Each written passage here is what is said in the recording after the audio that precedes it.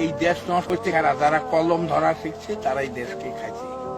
কথা বললাম আমার আমি পল্লী কবি কবিতে বানাইছি, আমার কবিতে তো কেউ শুনবে না, কারণ আমরা গরিব মানুষ, গরিব মানুষের কোনো দাম নাই।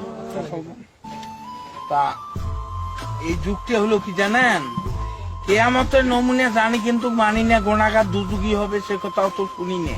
গুন্ডে পান্ডা হারাম কর তারে হলো তোর দিন দুপুরে মানুষ মারে তারে হলো দুনিয়া। কেয়ামতের নমুনা জানি কিন্তু মানি না।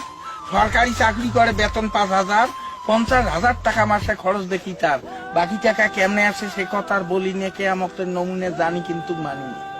ডিজেল ভেজাল, পেট্রোল ভেজাল, অকটেন ভেজাল, ভেজাল পদ্মা মেঘনা যমুনা, অর্থাৎ কোম্পানি ভেজাল। কেয়ামতের নমুনা জানি কিন্তু মানি না।